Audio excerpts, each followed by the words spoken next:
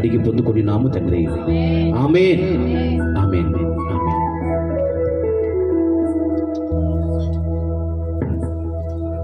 హల్లెలూయా. అందరు చెప్దాం ఒకసారి గట్టిగా, హల్లెలూయా, హల్లెలూయా. మంచిది. మరి ఇప్పటి వరకు మనం ఎంతో శ్రేష్టకరమైన మాటలు విని ఉన్నాము.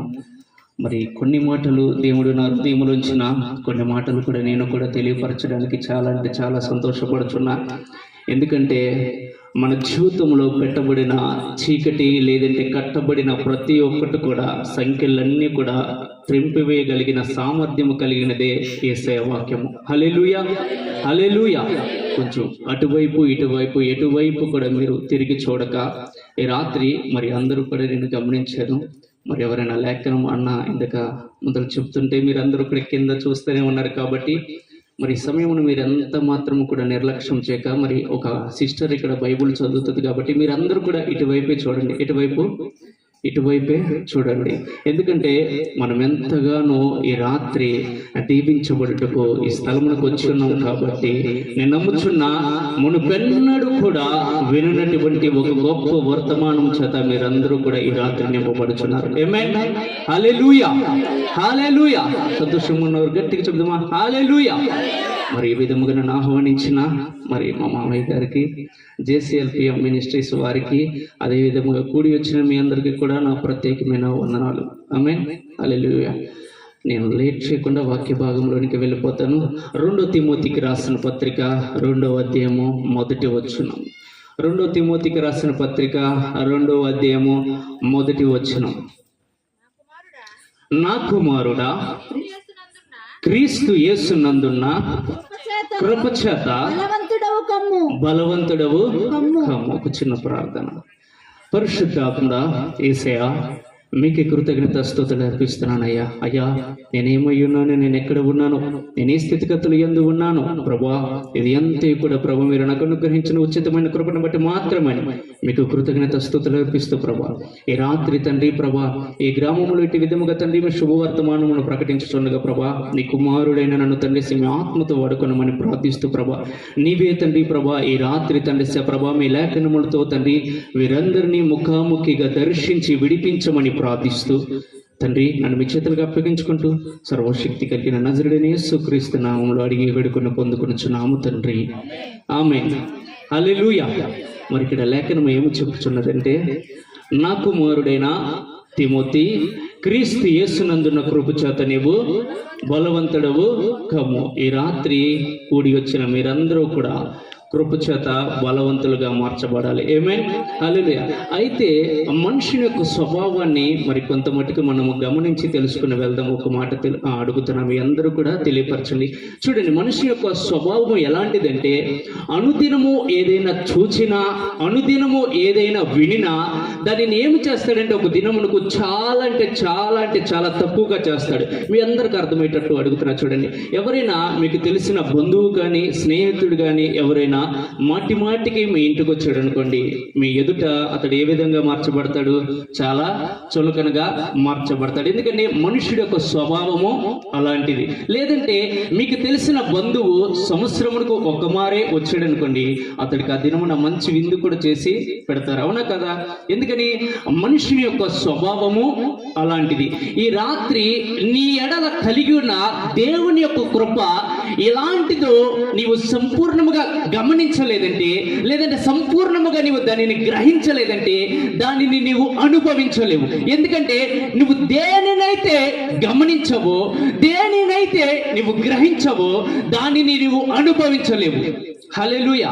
చూడండి, ఈ రాత్రి దేవుని యొక్క కృప నీ మీద ఎంత భయంకరముగా ఉన్నదో నీవు గమనించి ఈ స్థలమును విడిచి వెళ్ళాలి. హల్లెలూయా, హల్లెలూయా. భక్తుడైన దావీదు అన్నాడు, యెహోవా నీ కృప జీవము కంటే కూడా ఉత్తమమైనది, యెహోవా నీ కృప ఆకాశము కంటే కూడా ఉన్నతమైనది. హల్లెలూయా. అంత మాత్రమే కాదు, దావీదు ఏమని వెతికి ఉన్నాడంటే, అయ్యా నేను బ్రతుకు దినములన్నీ ఏమి కావాలంటే, నా వెనుక ఏమి రావాలంటే కృపాక్షేమములే నా వెంట వచ్చునుగాక. ఆమేన్. ఈ రాత్రి నీవు నేను ఏమి వెతుకుచున్నాము అంటే, భక్తుడైన దావీదును మనం జ్ఞాపకం చేసుకోవాల్సిన వారముగా మనం ఉన్నాం. ఎందుకంటే తన బ్రతుకు దినములన్నిటిలో కూడా శత్రువు వెంటాడినప్పటికీ కూడా, భయంకరమైన శోధనలు మరణము కూడా వెంటాడినప్పటికీ కూడా అతడు దేనిని కోరుకుని ఉన్నాడంటే, అయ్యా నా వెనుక మరణం వచ్చినా, నా వెనుక శోధన వచ్చినా, నా వెనుక ఏది వచ్చినా, నన్నైతే ఏది వెంటాడాలంటే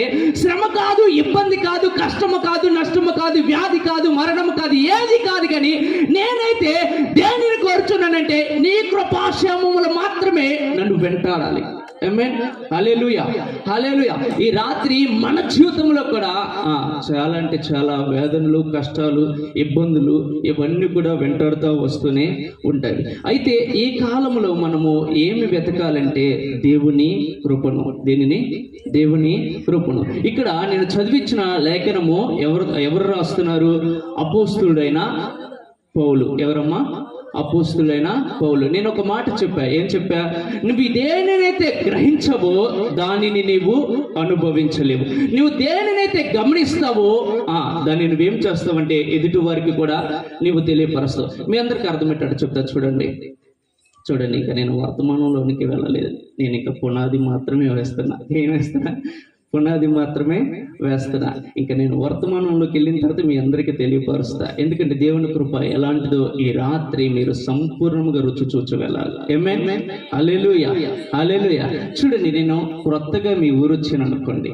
మీ ఊర్లో ఒక 10 రెస్టారెంట్లు ఉన్నాయి అనుకోండి. ఎన్నమ్మా కొంచెం మాట్లాడతారా? నాకున్న అలవాటు ఏంటంటే నాతో పాటు ఎదురుగున్న వాళ్ళని కూడా మాట్లాడిస్తా. ఆమేన్. కొంచెం మాట్లాడతారా? ఎన్ని రెస్టారెంట్లు? 10 రెస్టారెంట్లు ఉన్నాయి అనుకోండి. 10 రెస్టారెంట్లలో శ్రేష్టమైన ఆహారం ఎక్కడ దొరుకుతుందో నాకంటే మీకే బాగా తెలుసు. ఎందుకని? దాన్ని నేను రుచి చూడలేదు, కానీ మీరైతే దానిని ఆల్రెడీ రుచి చూచి ఉన్నారు. కాబట్టి ఆ సమయంలో నేను వచ్చి, అక్క మీ ఊర్లో ఏ రెస్టారెంట్లో ఆహారం బాగుంటుందంటే మీరు చాలా అంటే చాలా సులభంగా చెప్తారు. ఎందుకని? దానిని మీరు గ్రహించి ఉన్నారు, దానిని మీరు రుచి చూస్తున్నారు. ఇక్కడ చూడండి, ఇక్కడ అపోస్తలుడైన పౌలు ఎవరికి రాస్తున్నాడు? తన కుమారుడైన తిమోతికి రాస్తున్నాడు. మొట్టమొదటిగా అపోస్తలుడైన పౌలు దేవుని యొక్క కృపను గ్రహిస్తేనే కానీ, లేదంటే అనుభవిస్తేనే తప్ప అపోస్తలుడైన కుమారుడైన తిమోతికి రాయడానికి అవకాశము లేదంట. అయితే దేవుని కృపను అపోస్తలుడైన పౌలు కూడా ఒక చోట రుచి చూచినాడంట. అది చదువుకుని ముందుకెళ్దాము. 2 కొరింథీయులకు రాసిన పత్రిక 12వ అధ్యాయము 7, 8, 9 వచనాలు. నాకు కలిగిన ప్రత్యక్షతలు బహు విశేషముగా ఉన్నందున నేను అత్యధికంగా హెచ్చిపోకునే నిమిత్తము నాకు శరీరములో ఒక ముళ్ళు, నేను అత్యధికముగా హెచ్చిపోకుండా నిమిత్తము నన్ను నలగగొట్టుటకు సాతాను యొక్క దూతగా ఉంచబడిన, అది నా యొద్ద నుండి తొలగిపోవాలనని దాని విషయమై ముమ్మారు ప్రభువుని వేడుకుంటుని. అందుకు నా కృప నీకు చాలును. చాలా ఇటు చూడండి, అందరూ ఇటు చూడండి. మీ అందరికి అర్థమయ్యేటట్టు నేను చాలా తేటగా అర్థమయ్యేటట్టు చెప్తాను. చూడండి, ఇక్కడ ఎవరికి కలిగిన బలహీనతను గురించి మాట్లాడబడుచున్నదంటే అపోస్తలుడైన పౌలు. అసలు పౌలు జీవితంలో తనకు కలిగిన బలహీనత నిమిత్తం ఎన్నిసార్లు ప్రార్థన చేస్తున్నాడంట? ఒకసారి మాట్లాడతారా? ఎన్నిసార్లు? ముమ్మారు. అసలుకి చూడండి, ఈ వ్యక్తి ఎలాంటి వాడో మీకు సంపూర్ణంగా తెలిస్తే ఈ మాటల్లో ఉన్న మర్మం అనేది మీకు అర్థమవుతుంది. చూడండి, అపోస్తలుడైన పౌలు గురించి నేను వాక్య భాగాలు తీయకుండా, ఎందుకంటే నేను వాక్యంలోకి వెళ్ళాలి కాబట్టి మీ అందరికి అర్థమయ్యేటట్టు నేను స్టోరీగా త్వరగా ముగించడానికి ప్రయత్నం చేస్తాను. ఇక్కడ అపోస్తలుడైన పౌలు కంట ఒక బలహీనత అనేది వస్తుందంట. ఆ బలహీనత నిమిత్తం అంట ఇతడు ఎన్నిసార్లు ప్రార్థన చేయాల్సి వస్తుందంటే ముమ్మారు ప్రార్థన చేయాల్సి వస్తుందంట. అయితే ఇక్కడ మనం అతను ముమ్మారు ప్రార్థన చేస్తే నాకేంటయ్యా, కానీ ప్రార్థన చేయాలి కదా అని అనుకోవచ్చు. కానీ అపోస్తలుడైన పౌలు అనేటి వాడు ఎలాంటి వాడో మనము తెలుసుకోవాలి. ఏ విధముగా తెలుసుకోవాలంటే అపోస్తల కార్యాల్లో ఏమని రాయబడిందంటే, తీయొద్దు ఇటువైపు చూడండి, నాకు తెలిసి నేను అంత బాగోను అయినా ఇటువైపు చూస్తా ఉన్నాను కాసేపు. హల్లెలూయా. చూడండి ఏమని రాయబడిందంటే అపోస్తలుడైన పౌలంట యేసు ప్రభువారిని అంగీకరించిన తర్వాత ఆయన వెళ్ళుచుండగా అంట అతడు ప్రార్థన చేయగా వెను వెంటనే ముట్టగా కూడా చనిపోయిన వారు సైతం కూడా లేవనెత్తబడుతున్నారు. రోగులెల్లరికి కూడా స్వస్థత కలుగుచున్నది. ఐతుకు అనేవాడు 3వ అంతస్తు నుంచి కింద పడినప్పటికి కూడా అతని మీద వెళ్ళి పడగా ఆ వ్యక్తి కూడా మరణించిన వాడు సైతం కూడా లేపబడతాడు. ఇంకా విషయం మీకు అర్థమయ్యేటట్టు చెప్తా. యేసు ప్రభు వారు ఏ విధంగా అయితే దెయ్యములను విడిపించినాడు, దెయ్యములు పట్టిన వారికి ఏ విధంగా అయితే విడిపించాడో అదే విధముగా అపోస్తులైన పౌలు కూడా దెయ్యములు పట్టిన వారిని భయంకరముగా విడిపించినాడు.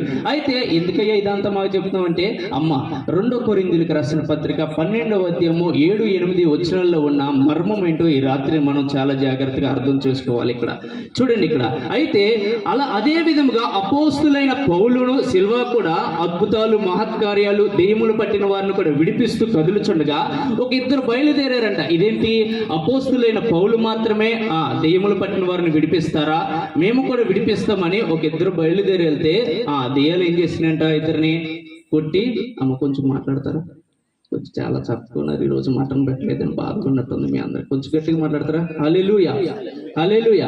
ఇక్కడ ఏమని జరుగుతుందంటే, అపోస్తులైన పౌలును సిల్వా ద్వారా అద్భుతాలు జరుగుతున్నాయని ఆ విధముగా మా ద్వారా కూడా జరగాలని కొంతమంది బయలుదేరి వెళ్తే అపవాది ఏం చేసిందంటే వారి ఇరువురిని కూడా కొట్టి ఏమని చెబుతుందంట అపవాది, నేను పౌలును ఎరుగుదును, యేసు ప్రభు వారిని కూడా ఎరుగుదును, అసలుకి నీవెవరు. అమ్మ నేను మళ్ళీ ఒకసారి చెప్తున్నా, ఇటు చూస్తారు కొంచెం, నాకు తెలిసి నేను అంత బాగును, కాసేపు కొంత సమయం జీర్ణించుకుని ఇటు చూడండి. హల్లెలూయా, హల్లెలూయా. ఇటు మాత్రమే చూడండి. హల్లెలూయా, హల్లెలూయా. చూడండి, విని వెంటనే అపవాది ఏం చెప్పిందంటే, నేను పౌలును ఎరుగుదును, యేసు ప్రభు వారిని కూడా ఎరుగుదును, అసలుకి నీవెవరు అని అక్కడ మాట్లాడుతుంది. ఎందుకయ్యా ఈ మాటలన్నీ చెప్తున్నానంటే, 2వ కొరింథీయులకు రాసిన పత్రిక 12వ అధ్యాయం 7, 8, 9 వచనాల్లో ఏమి జరుగుతుందంటే, ఇక్కడ అతనికి కలిగిన విశేషతల వలన, అతనికి కలిగిన బలహీనత నిమిత్తం అంట పౌలు భక్తుడు ఎన్నిసార్లు ప్రార్థన చేయాల్సి వస్తుందంటే 3 సార్లు ప్రార్థన చేయాల్సి వస్తుంది. ఈ 3 సార్లు ప్రార్థన చేసిన తర్వాత కూడా దేవుడు ఏమని జవాబు ఇస్తున్నాడంటే, అయ్యా పౌలా, నువ్వు ఎందుకు ప్రార్థన చేస్తున్నావు, నీకు కావాల్సింది ఏంటంటే నువ్వు వీటన్నిటిని కూడా దేని ద్వారా జయించగలవు, దేని ద్వారా వీటన్నిటిని కూడా జయించగలవు అంటే దేవుని యొక్క కృపను బట్టి మాత్రమే. అసలుకి నా కృపను నువ్వు మరిచిపోయి ఉన్నావేమో. ఈ రాత్రి ఏం చెప్పడానికి నేను ప్రయత్నం చేస్తున్నానంటే, ఇక్కడ అపోస్తుడైన పౌలు వెను వెంటనే ఎవరి కోసమైన ప్రార్థన చేసిన వెను వెంటనే ఒక్క క్షణములనే వారికి విడుదల వస్తుంది, స్వస్థత వస్తుంది, మహిమ కలిగిన కార్యములు అద్భుతాలు జరుగుతున్నాయి. కానీ తన కొరకు ప్రార్థన చేస్తుంటే అపవాది మాత్రం అతన్ని నలగొట్టడానికి నిలబడుతున్నాడు తప్ప అపవాది అతనిని విడిచిపోవట్లేదంట. ఏం జరగట్లేదు, అపవాది అతనిని విడిచిపోవట్లేదంట. అసలు ఎందుకో విడిచిపోవట్లేదని ఎన్నిసార్లు ప్రార్థన చేస్తున్నాడంటే, 1 సారి చేసాడు పోలేదు, 2 సార్లు చేసాడు పోలేదు, 3 సార్లు చేసాడు పోలేదు. ఇక ఏం చేశాడంటే, ఇక అట్లాగే వెయిట్ చేస్తుండగా దేవుడు ఏమన్నాడంటే, పౌలా నువ్వు ఎందుకు అసలు ప్రార్థన చేస్తున్నావు, అసలుకి నీ ఎడల నేను కలిగిన ఉద్దేశము, లేదంటే నీ ఎడల నేను కలిగి ఉన్న కృప ఎలాంటిదో తెలుసా, అది ఎలాంటి కృప అంటే నువ్వు ఇన్నిసార్లు ప్రార్థన చేస్తున్నావు కదా, ఈ ప్రార్థన అంతటికి ఉంటే ఆ గొప్పదాన్ని నేను నీకు ఇచ్చున్నాను. అది ఏంటి అంటే నా కృప. ఏం కృప? ఆయన కృప. హల్లెలూయా, హల్లెలూయా. విని వెంటనే ఆ కృపను గురించి తెలుసుకోవడంగానే లేఖనము రాయడం మొదలు పెట్టాడు. ఎవరికో తెలుసా? అపోస్తులైన పౌలు కుమారుడైన తిమోతికి ఏమని రాయడం మొదలు పెట్టాడంటే, నా కుమారుడైన తిమోతి, క్రీస్తు యేసునందున్న కృప చేత నీవు బలవంతుడవు కమ్ము. ఏంటంట? క్రీస్తు యేసునందున్న మనం మానవులమే కదా, మానవుడి యొక్క స్వభావం ఎలాంటిది? ఏదైనా తెలిసిందనుకో వెను వెంటనే పక్క వాళ్ళకు ఎదురింటి వాళ్ళకు ఎవరికో ఒకటి వెంటనే ఏం చేయాలి? షేర్ చేసి వెంటనే తెలియపరచాలి. అవునా కదా? మనుషుని యొక్క స్వభావము అలాంటిది. లేదంటే మీ ఇంట్లో ఏదైనా కొత్త చీర కొనుక్కున్నాం అనుకో, వెంటనే మీ అక్క చెల్లెలకి ఎవరికొకటి ఫోన్ చేసి, అక్క మా ఆయన కొత్త చీర కొనుక్కొచ్చాడు అని చెప్తామా లేదా? ఎందుకని? మనుషుడి యొక్క స్వభావము అలాంటిది. అలాగే భక్తుడైన అపోస్తులైన పౌలు జీవితంలో తన జీవితానికి విడుదల కలిగిన సమయంలో అతను ప్రార్థించుచుండగా అతనికి దొరికినది ఏంటంటే, విడుదల కంటే గొప్పది ఏమి దొరికిందంటే దేవుని కృప. ఆ కృపను గురించి వివరించడానికి, ఆ కృపను గురించి తెలియపరచడానికి తన కుమారుడైన తిమోతికి లేఖనము రాస్తూ ఏమన్నాడంటే, ఇదిగో కుమారుడైన తిమోతి, నా బలహీనతలన్నిటిని కూడా నేను జయించగలిగిన సామర్థ్యం నాకు ఒక దానిలో దొరికింది. అది ఏంటంటే కృప.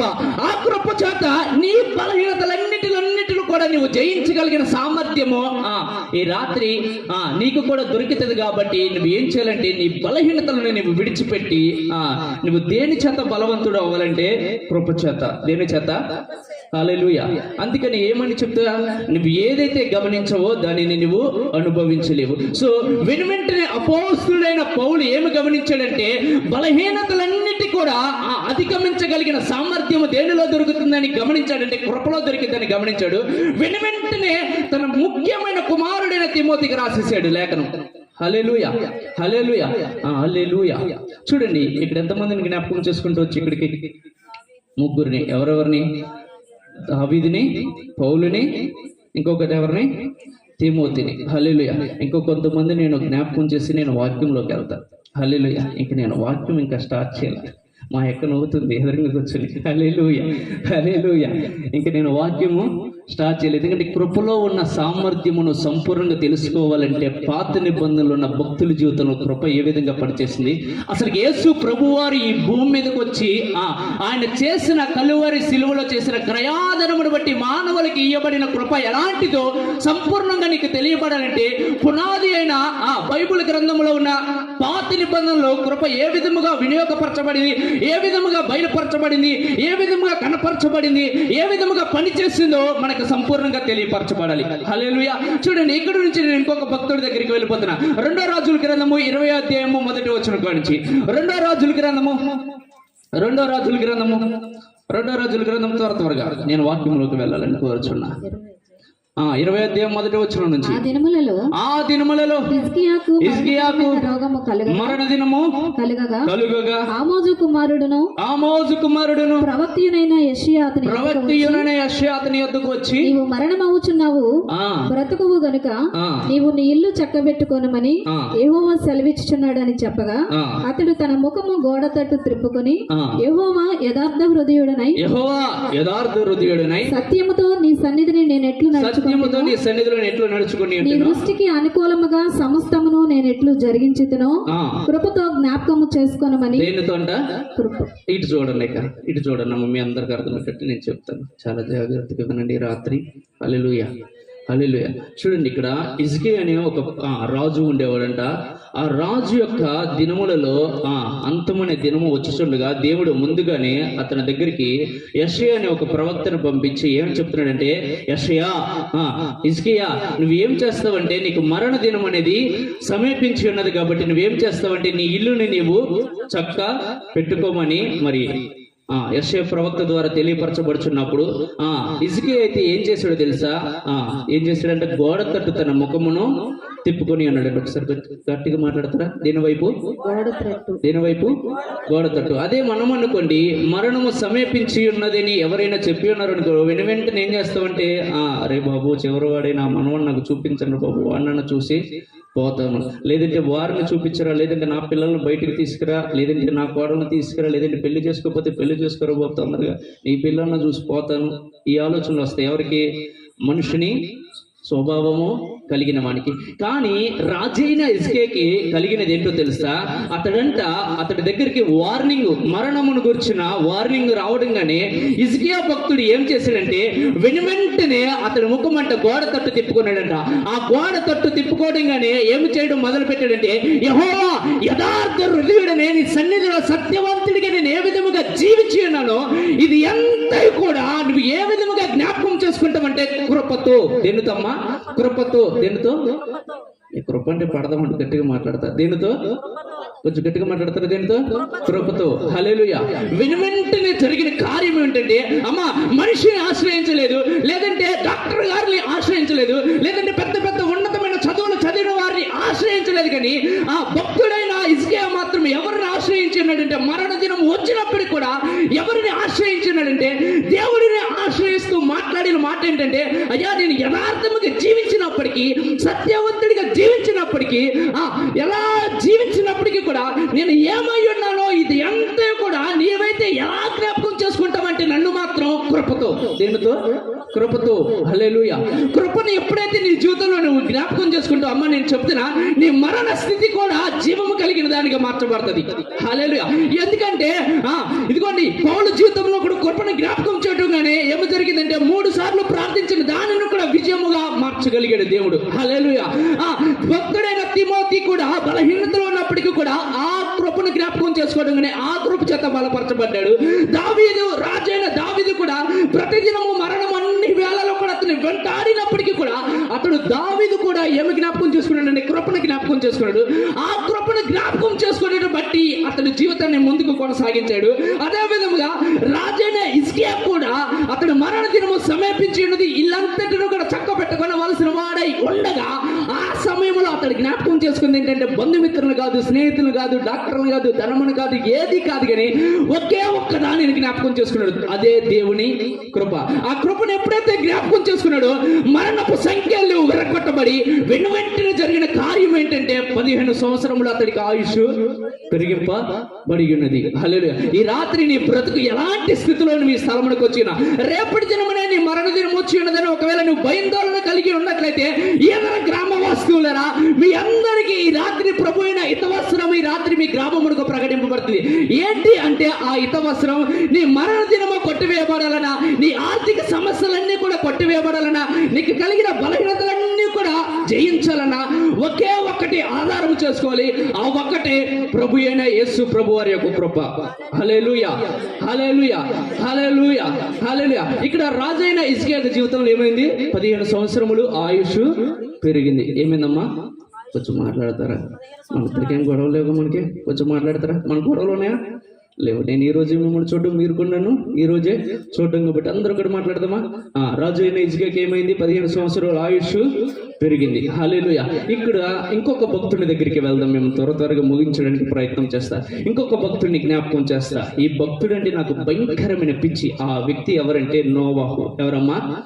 నోవాహు. ఆదికాండము 6వ అధ్యాయము 8వ వచనం. అయితే నోవాహు యెహోవా దృష్టి యందు కృప పొందిన అమ్మ. మీ అందరిని ఒక మాట అడుగుతున్నా. మీ అందరికి బైబుల్ తెలుసు, నేను నమ్ముచున్నాను. చూడండి, నోవాహు కాలంలో ఏమి ఏలుబడి చేయుచున్నదంటే భూమి అంతటా కూడా పాపము. ఏంటిదమ్మా? పాపం. అవునా కదా? అవునా? ఏం ఏలుబడి చేస్తుంది? పాపం అనేది ఏలుబడి చేస్తుంది. కానీ అందరి మీద పాపం ఏలుబడి చేస్తుంటే ఒకే ఒక్క వ్యక్తి మీద అంటే ఏం ఏలుబడి చేస్తుంది తెలుసా? కృప. ఏంటిదమ్మా? ఇంటికి వచ్చి గట్టిగా మాట్లాడతారా? నాకు వినపడతలేదు మీ మాట, నాకంటే గట్టిగా రావాలి. హల్లెలూయా. ఏం ఏలుబడి చేస్తుందంట? కృప. హల్లెలూయా, హల్లెలూయా. మిమ్మల్ని అందరిని ఒక మాట అడుగుతున్నాను. 6 నెలలు వానతో తిరిగితే వాడు, అమ్మా అదన్నా తెలుసుగా, ఒకసారి గట్టిగా చెప్తారు. 6 నెలలు వానతో తిరిగితే వాడు విడవాలి కదా? అవునా? నేను ఒక మాట అడుగుతున్నా. ఆది కాండములో నోవాహు కాలంలో ప్రపంచమంతటా ఆ దేశంలో ఉన్న వారందరి మీద, నోవాహు చుట్టుపక్కల ఉన్న వారందరి మీద ఏం వెలువడి చేసిందంటే పాపం వెలువడి చేసింది. కానీ నోవాహు కృప పొందిన వాని మీద మాత్రమే పాపం వెలువడి చేయలేదంట. హల్లెలూయా, హల్లెలూయా. రోమీయులకు రాసిన పత్రిక 6వ అధ్యాయము 14వ వచనం. ఈ మాట చదివితే మీ అందరికి అర్థమవుతుంది. రోమీయులకు రాసిన పత్రిక 6వ అధ్యాయము 14వ వచనం. మీరు కృపకే గాని ధర్మశాస్త్రమునకు లోనైన వారు కారు గనుక పాపము మీ మీద ప్రభుత్వము చేయదు. ఏం చేయదంట?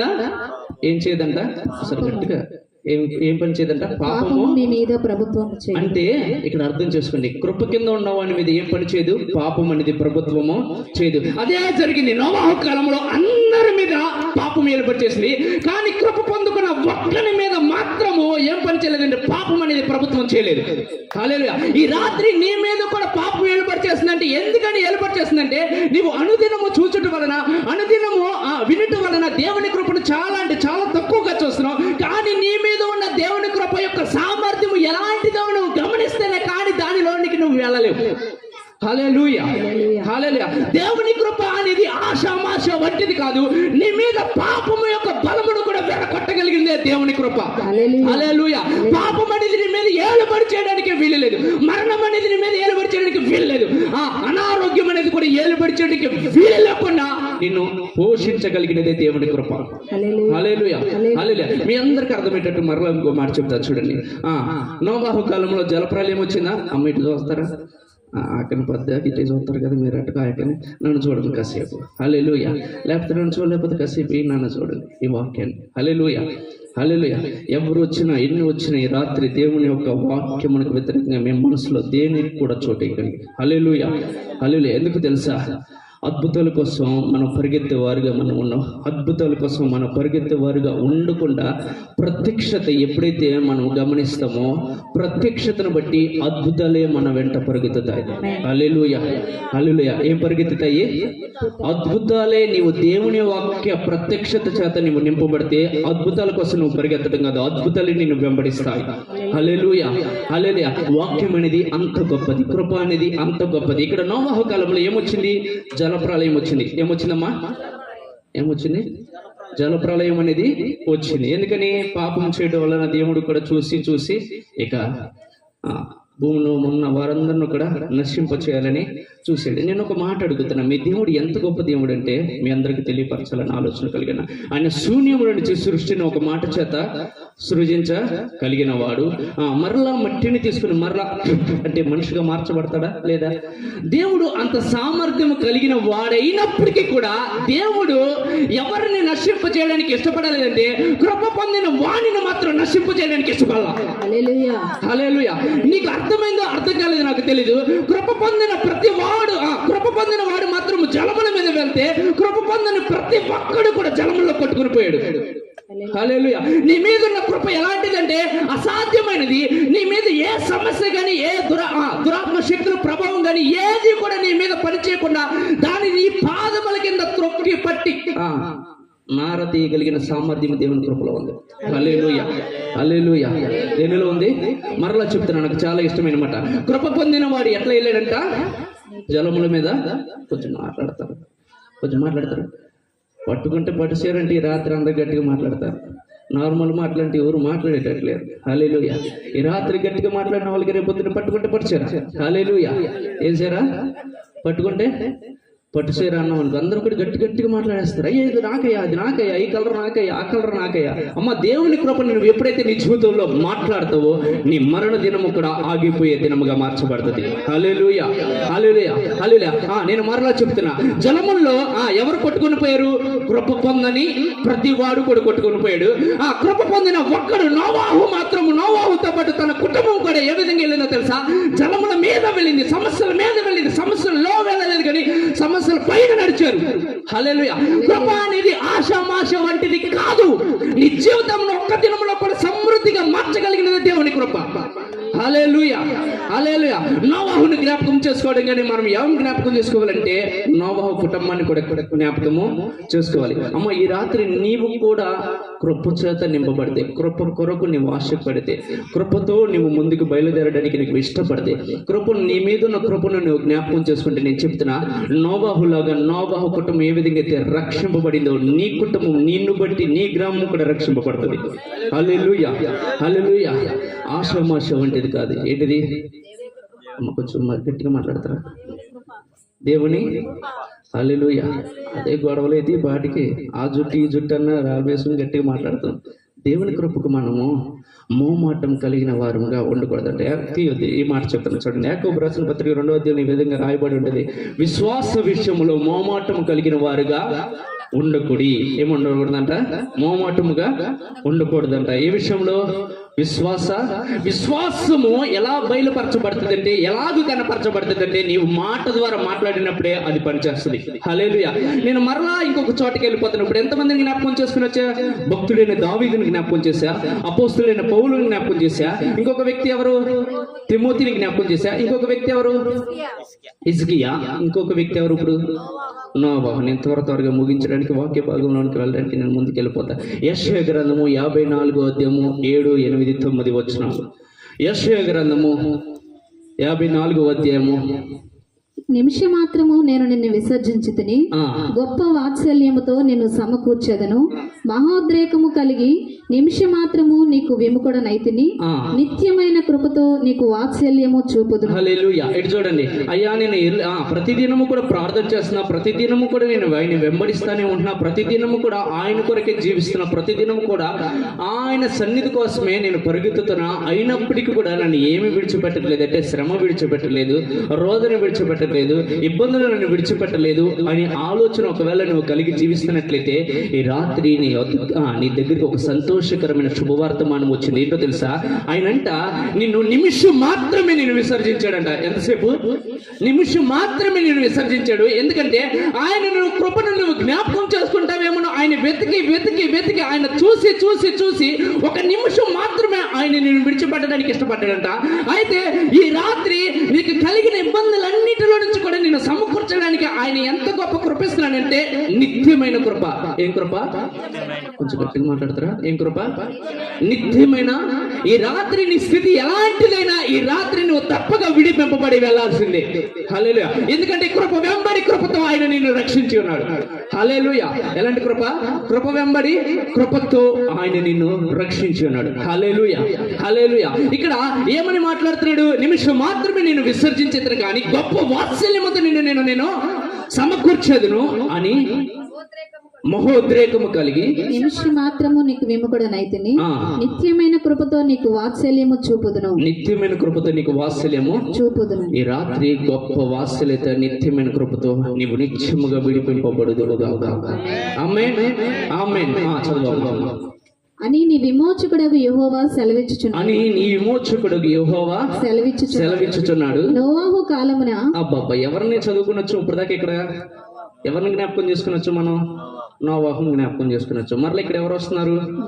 నోవాహు వస్తున్నాడు. ఏమని చెప్తున్నాడు చూడండి. నోవాహు కాలమున జలప్రళయమును గూర్చి నేను చేసినట్లు చేయుదును అంటుందని మనందరం ఏం ఆలోచన చేస్తాం? చూడండి, ఒక మనిషికి ఉన్న బలహీనత ఎలాంటిదంటే నీతో ఒక 100 మాటలు మంచి మాటలు మాట్లాడి ఒక్క చెడ్డ మాట మాట్లాడాడు, ఆ చెడ్డ మాటల గురించి నువ్వు ఆలోచన చేస్తావు. అవునా కదా? అవునా కదమ్మా? కొంచెం మాట్లాడతారా? అవునా కాదా? అవును కదా. అయితే ఇక్కడ నోవాహు కాలంలో జలప్రళయం గురించి నేను చేసినట్లు నేను చేయుదునంటంగానే మనందరం కూడా ఏం ఆలోచన చేస్తున్నామంటే జలప్రళయంలో కొట్టుకుపోయిన వారందరిని గురించి ఆలోచన చేస్తున్నాం. అయితే ఈ రాత్రి నువ్వు ఆగాలి. ఎవరిని గురించి ఆలోచన చేయాలంటే జలప్రళయంలో కొట్టుకుపోయిన వారందరిని గురించి కాదు నువ్వు ఆలోచన చేయాల్సింది. కృప చేత రక్షింపబడిన కృప పొందిన వాడు ఏ విధంగా జలప్రళయముల మీద కొట్టుకొని వెళ్ళాడు, ఆ విధమైన జీవితమునకు నిన్ను నన్ను వారసుడిగా చేశాడంట ఆయన. హల్లెలూయా.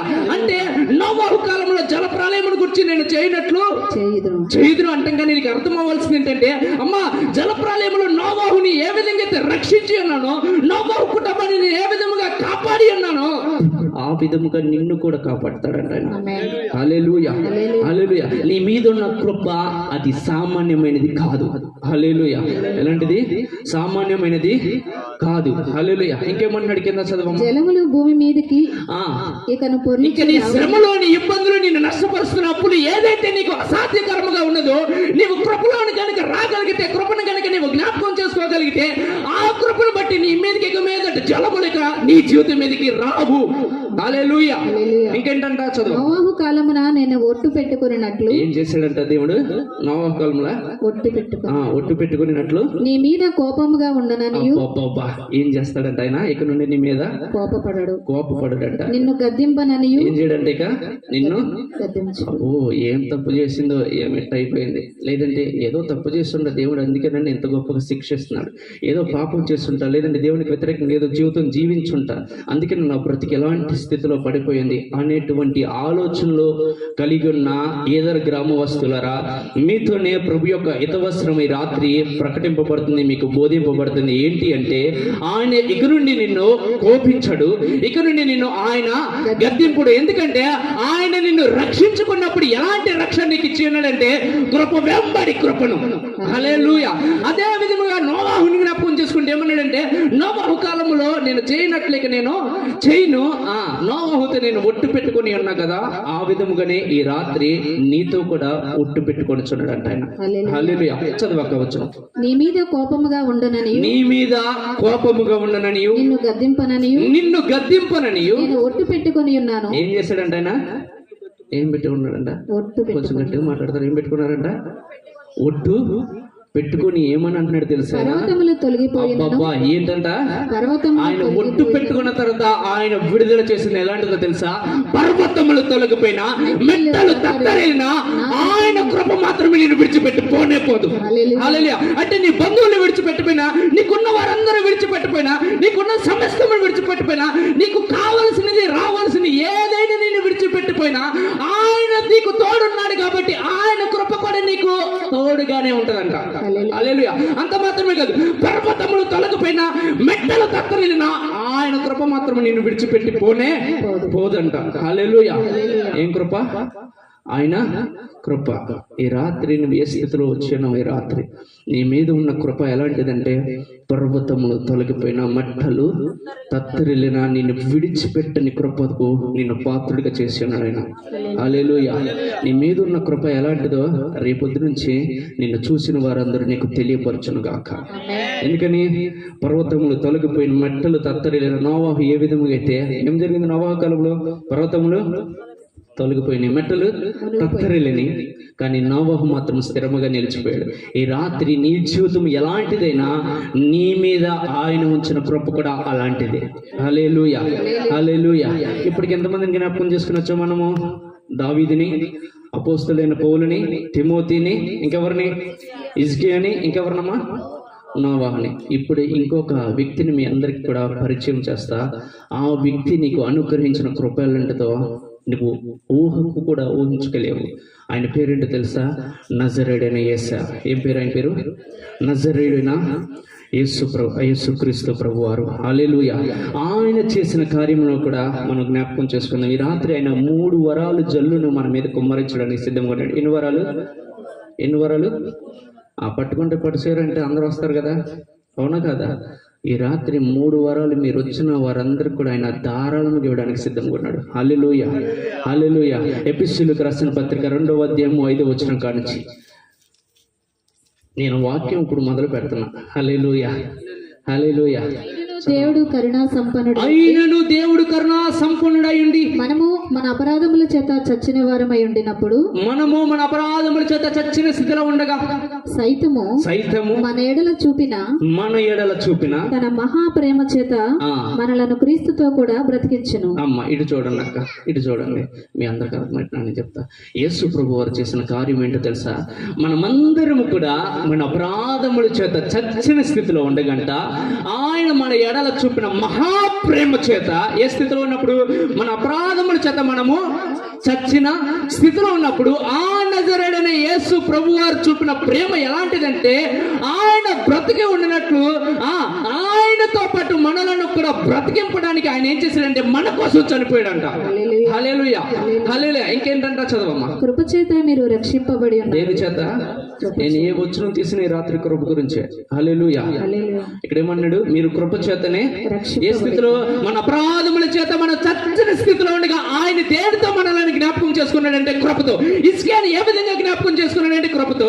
తిమోతిని ఏ విధంగా జ్ఞాపకం చేసుకున్నాడంటే కృపతో. అపోస్తలుడైన పౌలుని ఏ విధంగా జ్ఞాపకం చేసుకున్నాడంటే కృపతో. నోవాహును దేనితో జ్ఞాపకం చేసుకున్నాడంటే కృపతో. హిజ్కియాని ఏ విధంగా జ్ఞాపకం చేసుకున్నాడంటే కృపతో. అదే విధముగా నిన్ను నన్ను కూడా అపరాధముల చేత చచ్చిన స్థితిలో ఉన్న నిన్ను నన్ను కూడా ఆయన ఏ విధంగా జ్ఞాపకం చేసుకున్నాడంటే కృపతో. దేనితమ్మా?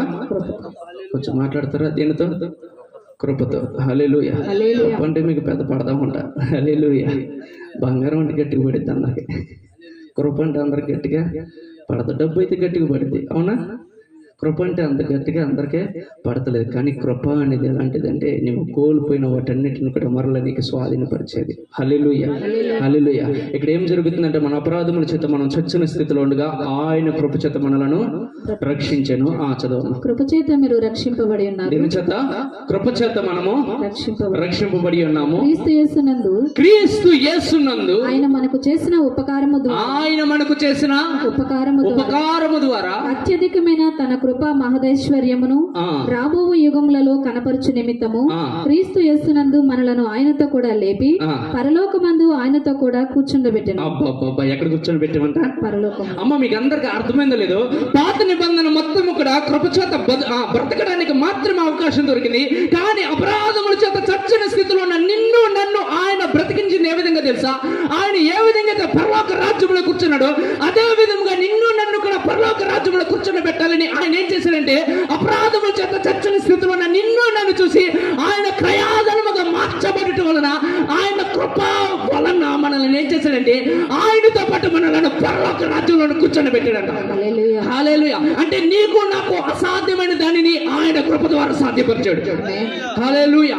ఏంటయ్యా మనుషుడికి అసాధ్యం అంటే పరలోక రాజ్యము చేర్చబడటము, పరలోక రాజ్యాన్ని స్వాధీనపరచుకోవడం అసాధ్యము. అలాంటి దానిని యేసు ప్రభువారు చూపిన మహాప్రేమ చేత మహాకృప చేత నీకు నాకు పరలోక రాజ్యాన్ని ఉచితంగా ఇచ్చాడు. హల్లెలూయా. హల్లెలూయా. హల్లెలూయా. ఏంటంట? ఉచితంగా ఇచ్చాడంట. ఏంటిది? పరలోక రాజ్యం. మీ అందరికి ఇష్టం లేదమ్మంట. ఏంటిది? పరలోక రాజ్యం. మీ అందరికి ఇష్టం లేదా? ఏం కావాలమ్మా మనకి ఈ భూమి మీద? పరలోక రాజ్యం. అమ్మ, నేను ఒకటి చెప్పడానికి చాలా ఇష్టపడతా. ఏంటో తెలుసా? సువార్త అంటే అర్థం ఏంటంటే, సువార్త అనేది పరలోక రాజ్యంలో నువ్వు చేర్చబడతావు అని మాత్రం చెప్పడం కాదు, కానీ పరలోక రాజ్యపు అనుభవాన్ని ఈ భూమి మీద నువ్వు ఆరంభించడమే. హల్లెలూయా. హల్లెలూయా. అంటే అర్థం ఏంటి తెలుసా? నీకు ఈ భూమి మీద ఉండగానే ఆ కృపకు నేను పాత్రుడిగా చేశాడు దేవుడు. హల్లెలూయా. ఏ కృపకు? పరలోకమందున ఆయన చిత్తము భూమి యందు నీ ద్వారా నెరవేర్చబడాలనేది ఆయన చిత్తము. హల్లెలూయా. అందుకని ఆయన ఏమన్నాడు? పరలోకమందున మా తండ్రి, మీ నామము పరిశుద్ధ పరచబడును గాక, మీ రాజ్యము వచ్చును గాక, మీ చిత్తము పరలోకమందు నెరవేర్చబడుచున్నట్టు భూమి యందును కూడా. అంటే అర్థం ఏంటంటే, ఆయన పరలోక రాజ్యములు ఏ విధంగా అయితే ఆయన చిత్తం భయంకరంగా పనిచేస్తుందో అదే విధంగా ఆయన చిత్తం ఈ భూమి మీద నీ ద్వారా నెరవేర్చబడాలంట. హల్లెలూయా. ఎలాగా? ఆయన కృప ద్వారా. దేని ద్వారా? ఆయన కృప ద్వారా. హల్లెలూయా. మరలా అక్కడికి వెళ్ళిపోతే ఎఫెసీయులకు రాసిన పత్రిక చదువు, దాని కింద వచ్చిన మీరు విశ్వాసము ద్వారా కృపచేతనే రక్షింపబడి గురించి మాట్లాడుతున్నా? కృపను గురించి. కృపచేతనే మీరు రక్షింపబడి ఉన్నారు. మీ వలన కలిగినది కాదు. ఏది? పరలోక రాజ్యములో మనం కూర్చొని పెట్టబడి ఉన్నామే, అది మన వలన కలిగినది కాదు. ఎందుకని? అపరాధముల చేత మనం ఎలా ఉన్నామంట? చచ్చిన స్థితిలో ఉన్నామంట. అలాంటి స్థితిలో ఉన్న నిన్ను నన్ను చూసి వచ్చాడు ఆయన. హల్లెలూయా. హల్లెలూయా. ఇది మీ వలన కలిగినది కాదు, దేవుని వరమే. అబ్బబ్బా, పరలోక రాజ్యాన్ని మానవుడికి ఒక వరంగా ఇచ్చాడంట ఆయన. హల్లెలూయా. ఏ విధంగా ఇచ్చాడంట? వరముకి ఇచ్చాడంట. ఏంటిది? పరలోక రాజ్యం. గట్టిగా మాట్లాడతారా? తల ₹1 ఇస్తాను. గట్టిగా మాట్లాడతారా?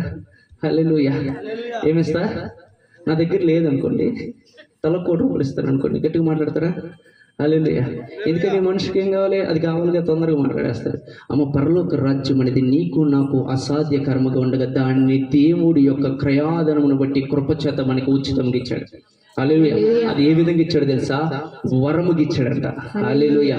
వరము ఏంటిది?